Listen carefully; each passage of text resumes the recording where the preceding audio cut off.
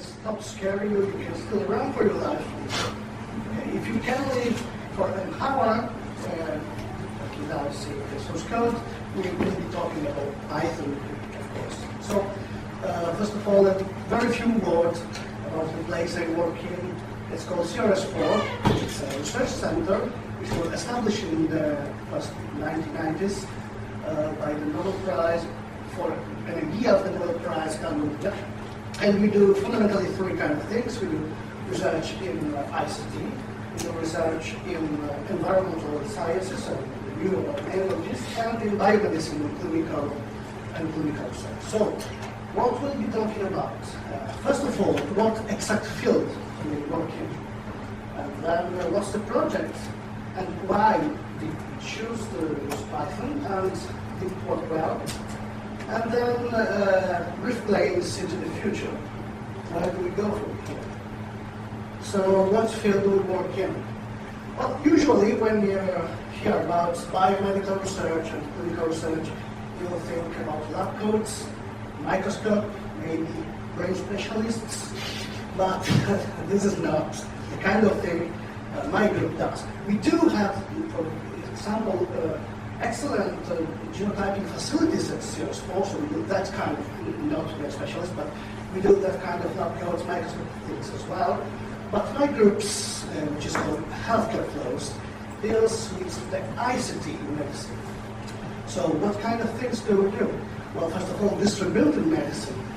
For instance, teleconsulting, we have a system that we are deploying right now that allows cardiologists, the pediatric cardiologists, to visit his patients from a distance, which is cool. And semantic and computational management, what does it mean? Well, we have a lot of data nowadays, digital data, and healthcare is no exception. It's the so-called data deluge, lots of data, terabytes of data coming from genotyping, from clinical data, but the matter is how can we use data coming from different sources together? You have to have a conceptual model, a technological model to link data coming from everywhere. So that's another thing we do. But the project I will be talking about is in the field of clinical system integration and traceability. What does it mean, traceability? It means you are able to follow the path of your data, of your processes. What are we doing? What did happen during my clinical process? And why is that important? Why do we bother? Well, there was a report by the Institute of Medicine in the year 2000 that quite spurred the industry into caring about traceability because it presented quite ghastly figures, like this one. Each year, in the United States alone, 44 to 98,000 people die due to preventable medical errors. Think about wrong dose of chemotherapy, also wrong dose of radiation, or just swapping transfusion without bags. It's a huge number, and it's scary by itself, but to better put things in perspective, I present here it besides other common death causes in the United States. So, as you can see, it's actually easier, more probable to die for medical errors than for breast cancer. And 10 times easier that from medical error than from a motorcycle accident. So it's unacceptable. And so how do we solve the problem? Well, we are developers, we are ICT workers, so my first thought was, well, we could use computers. That's why we are developers, because we believe in the possibility of solving problems with the aid of computers. And there are studies, recent studies, that show a positive correlation between the use of ICT and the safety and efficiency of care. This is one study carried out during 2 years in Texas, 41 hospitals, about 170,000 patients. So it's a big study. And it has found some correlation. So how much ICT are we doing at the moment in the healthcare sector? Well, I have this figure for Italy. which is 1 billion euros. Sounds like a very big sum, but it's not. Why? Because if you think about the dimension of the whole healthcare sector, it's about 7% of Italian GDP, which means more than 240 billion euros, which is, I think, nowadays like $1 billion or something. And this is a very, very small sum. And if you look at the figures, you will see that actually healthcare is the sector where ICT is more underutilized. And not only in Italy, it's the same at European level, it's the same in the United States as well. So it's the hardest sector, and we don't do enough of ICT. But that's more. How do physicians actually use computers? What for? And as you can see, they use them a lot for billing, invoices, for scheduling their appointments, and only the simple ones has to do with clinical data. So that's cool, of course. ICT is useful for billing, but that won't actually help to lower that number. So not only we have to do more ICT, we have to do ICT for the right things, and there's more. This must be the scarier website I've ever seen in my professional life, except maybe Windows API. And this is a complete database of documented cases in which information technology errors had adverse effects, so-called adverse effects, up to death on patients. Think about a computer system that regulates the amount of radiation in cancer therapy. Too much radiation to the patient. The opposite, you are not curing him, so you kill the patient as well. So how to do the ICT in the right way without it causing even more problems? Well, you all developers of an open source language, so I'm sure I don't have to persuade you that standards are a good thing. Let's think about the internet. If we didn't have TCP/IP, what we have today is it will be a number of very small networks, not interconnected, CompuServe and AppleNet, Python, and maybe who knows. That's what you find usually in hospitals. Lots of small digital islands. This one follows maybe the language of one company and so on and so forth. But we do have work undergoing. We have, for instance, H level 7, half level 7. And level 7 refers to the ISO stack. So it's for application, for clinical applications. It's a global authority with members everywhere in the world, and they do standards for interoperability documents, and the main standards are called like the organization, which is convenient because one less thing to remember. And version 2 is type text format separated by pipes. Version 3 is more XML-like. So that's nice, but it's not enough because we can have systems that can talk between themselves. And this is very important because you don't have to go in front of the monitor and write out stuff in paper and do that time again, which actually happens, but it's not enough. Because one of the most important things in the field of healthcare nowadays is the hospital part, a hugely complex environment. You have dozens of professionals from different backgrounds. Not all are physicians, there are nurses, there are colleagues, of course, system administrator, and patients as well, which rarely are physicians. So a lot of persons trying to work for the same way and for the same reason. And of course, we have dozens of different processes. We have patient admission, we have surgery, we have ER, we have exams, and a lot of stuff to do. And you have to do that too in a standard way. Because it's very important, the order in which you do things, the data path between systems when you do an exam and so on and so forth. So there's another organization, IHE, integrating the healthcare environment, that does just that.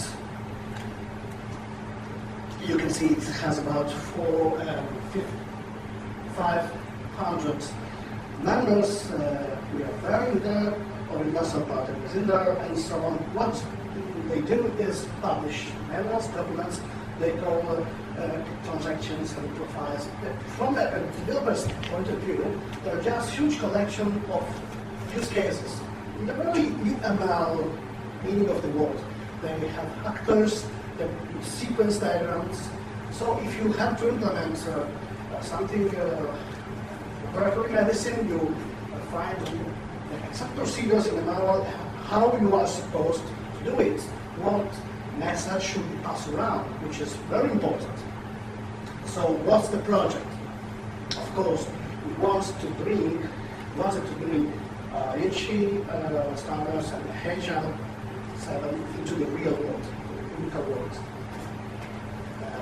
Where to start? As I've said to you before, there are dozens of different things that happen in a hospital. Where to start? You have to start somewhere physically. And so we started from this 6-7 times out of 10. What happens in medicine, especially critical decision making, which means doing the surgery will be severe history and so on and so forth. Of course, it's leveraged by laboratory exams.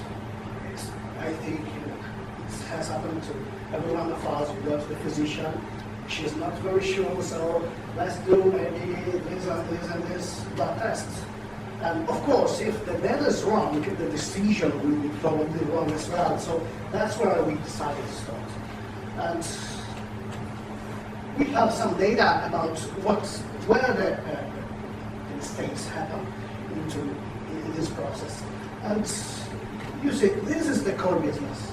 This is the blood or specimen being taken and analyzed. And surprising that only 1 error out of 10 happens here. Why?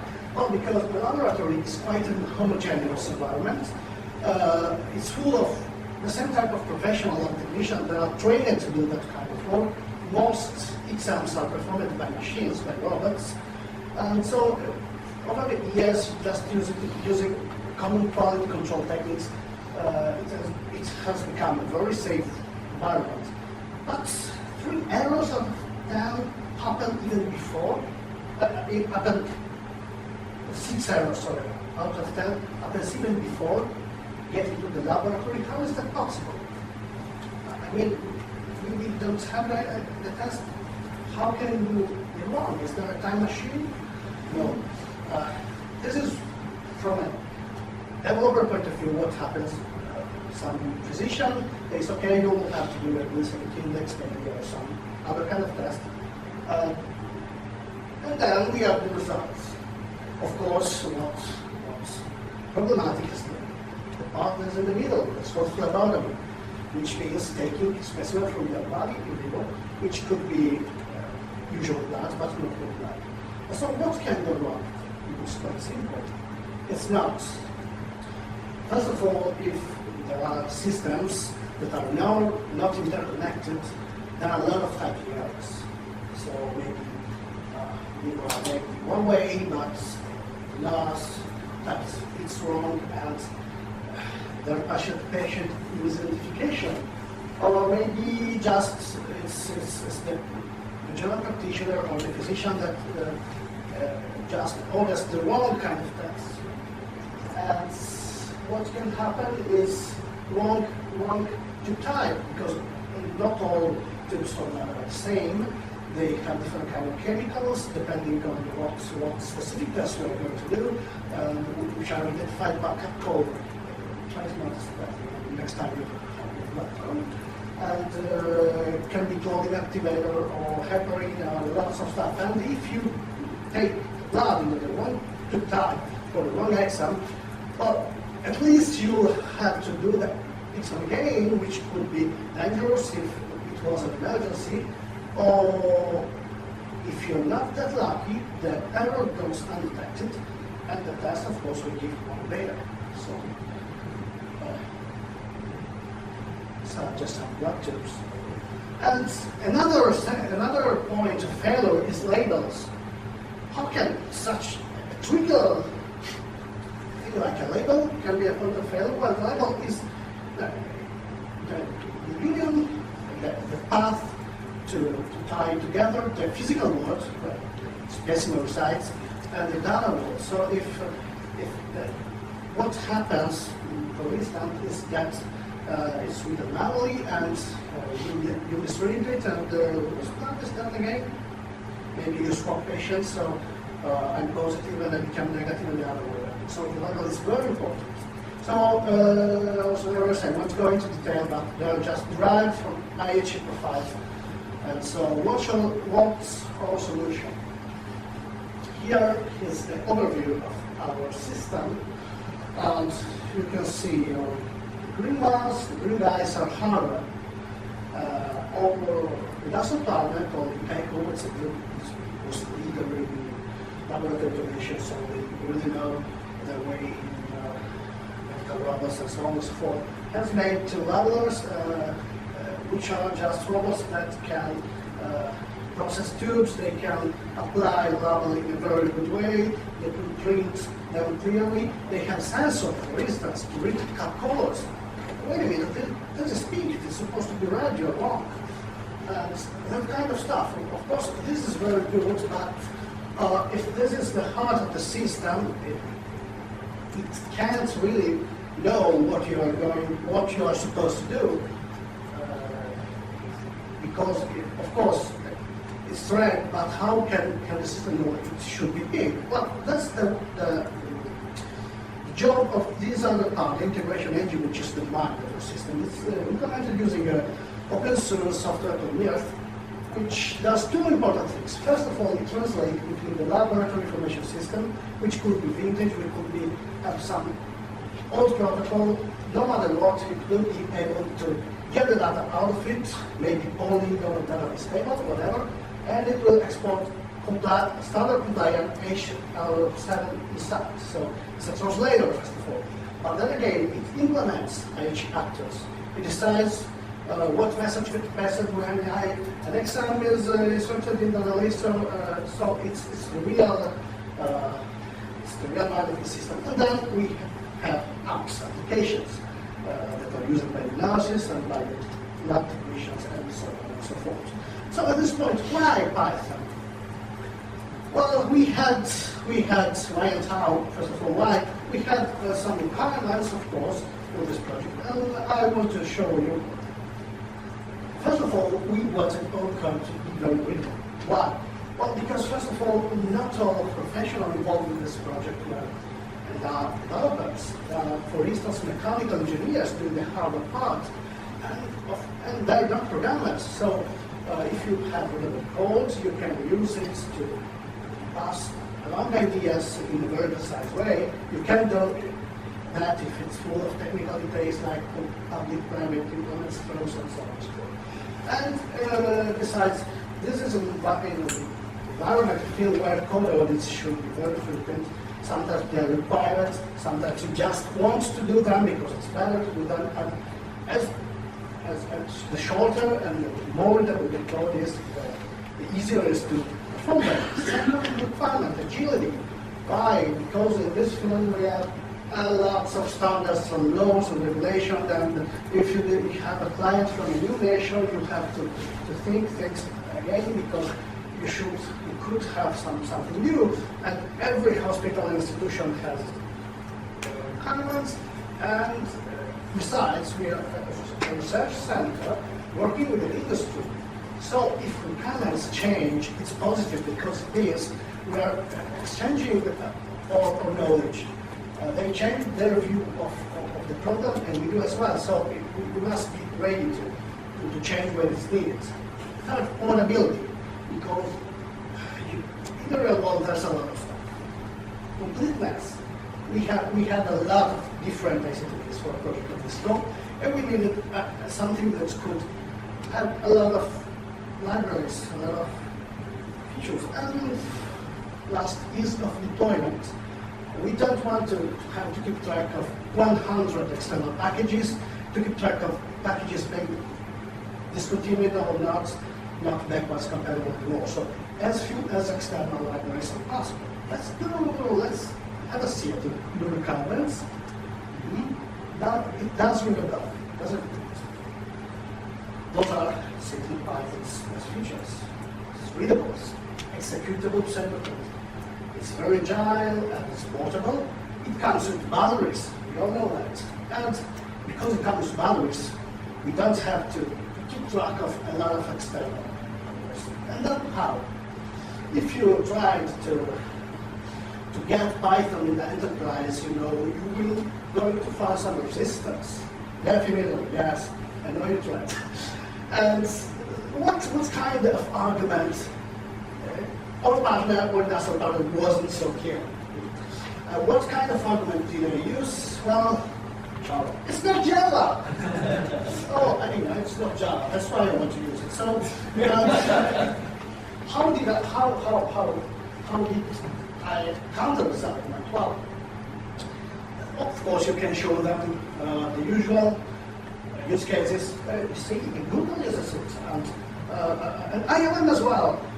Yes, that was up to a point. What they did was just implement first prototype of the system, which sort of worked, and then they were, oh yes, well, this is nice, but you got this one, okay, you got this. So my advice, what I call the first law of Python developers is shut up and show them a prototype. Of course, it's not my Kramer's shut up and show them a prototype. And then it is right, because Python is very capable of promoting itself once they can see. We know how fast it is, they don't, so show them. And a few weeks ago, something happened, and that was beyond my wildest expectation. Some guy coming from the hardware stuff, which is another city, came and said, oh yes, we're doing stress tests for components, we're doing them in Python. What? Yeah, it's so easy. You put 4 in range, and if not, it's easy. Indeed. And I didn't suggest that. It was Python. They have some how. So that's the super flow. So you are Python. So how did it work? This is the part of the project in which we use Python, which is 90%. So I'll show you just a few snapshots around to give a quick idea. Hardware drivers are a lot of hardware, different systems, frameworks, and advanced reader, the printer, and whatnot. So a serial, Python, USB, there's a lot of stuff in Python. If there is not just use types, we're talking about machines that have operational bottlenecks.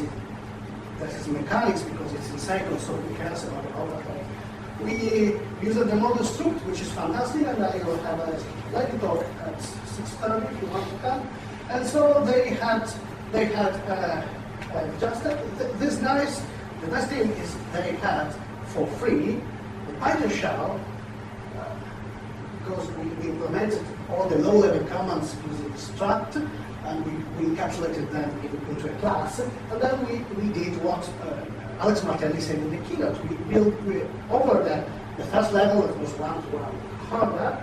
We built second level, third level, higher level APIs, and so just opening the Python shell, and this is set in the class, they had a console that could drive the hardware, which was very cool. Asynchronous message networking. If you remember the project diagram we're trying to do, if you don't, there was in the middle something called dispatcher that emerged from the factory because everyone was talking with everyone else, which is never a good idea. So we put this thing in the middle that passes message around and so on and so forth. And it must be doing a synchronous way because the system can't just hang when you have an exam coming in. So how do we solve it? Distance, of course.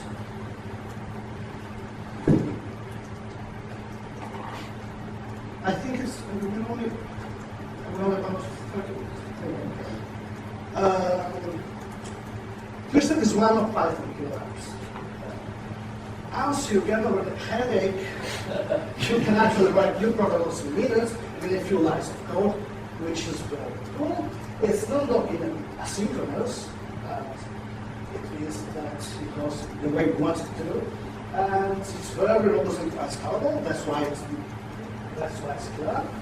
And we could do another cool thing. As you'll see now, we decided to do web applications, and we had initially to use the package Apache, which is quite a deployment effort to do. But we twisted, it was very easy just to get rid of Apache and serve Django stuff through it. With WSGI is very easy to do. And you will add SSL, which is very important because we don't want patient data to go in the clear, and we have some RPC, and we have some all for free. You just add subclass and you have some others. So, applications. Why we did web apps? Well, no deployment, like maintenance, no working on Windows 7, Windows 98, Windows whatever. Just use a browser. Okay, just use everything except Internet Explorer. And you can do very good interface nowadays with agents and so on, and that kind of technologies. And that's important because giving the users, the laboratory technicians, good feedback is key for avoiding most common errors. And using Django, of course, it has, you see, some kind of actually, but you can separate models from views and you can reuse stuff, so it's very important. And it's very useful even outside the web. We ended up using Django SquareM for other stuff as well. For instance, using it to manage the tube levels, couples, association with chemicals and tube dimensions and so on. Because you don't need everything of Django. You can just use as much or as few Django as what, which is why loose coupling is always a good idea.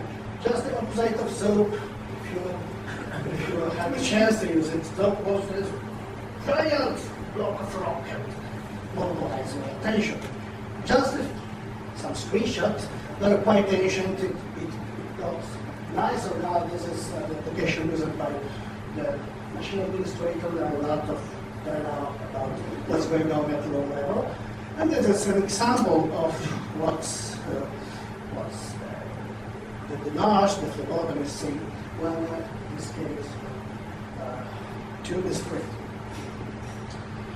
And there's more because IHE does in Asia, in Europe, and in the USA an event called Connectathon, which principle is if your system is really compliant to standards, then you should be able to connect to other systems without knowing who they are.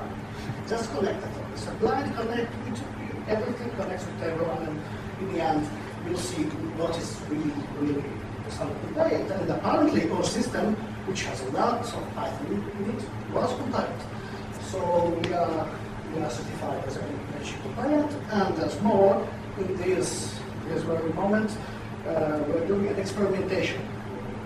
Machines for the whole system in the biggest hospital of Sardinia, which has more than 2,000 people staff, which serves more than 30,000 patients per year, and which is a very high-tech hospital. They have laboratory information, and so this system is being used to securely do the large job with the phlebotomy process in the hospital.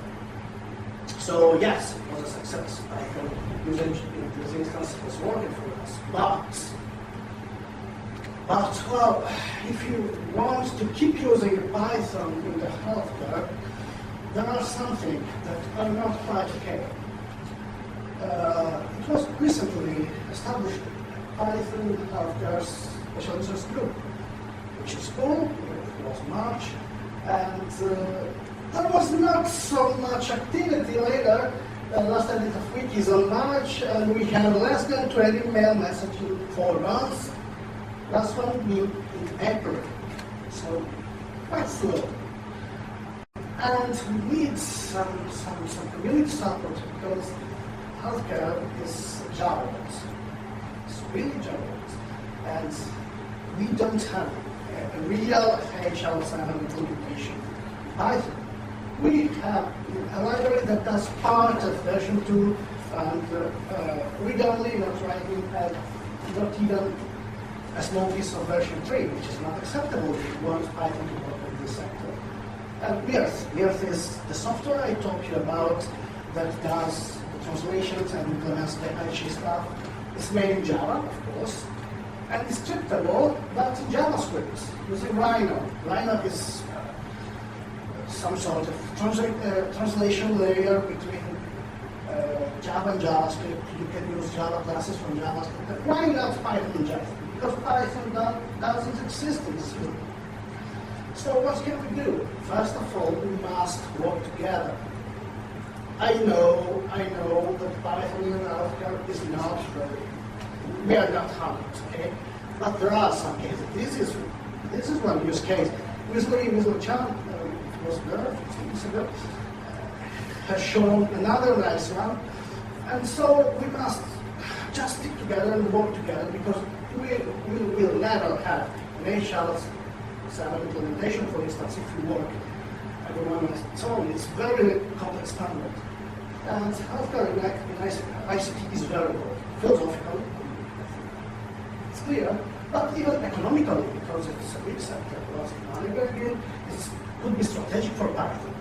And in the Western world, you know, the population is getting older, there's a especially true in Italy, but in Japan too, for instance, so investments are going to low. And I think we did two things.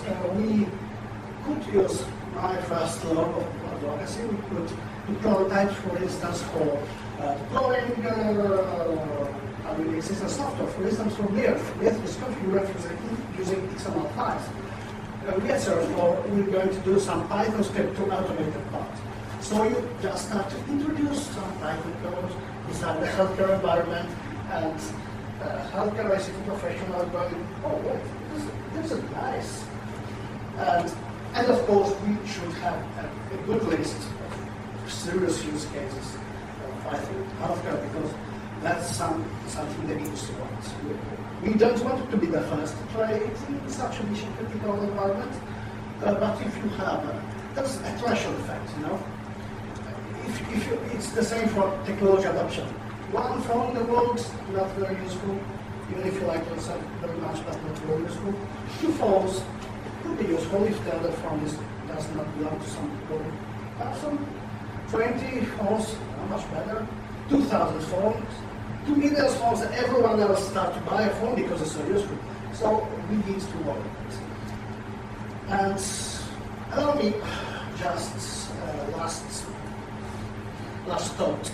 I've been programming Python for the last 10 years or so. I've been doing multimedia, I go around, I work PC around. And, well, I must admit, this field, I'm not really doing it, but it's special, because it has such a direct impact on people life. And it's doubly so if you can do it in Python, and you all know why. So I like you as a community to help you to keep doing healthcare ICT. Thank you for this.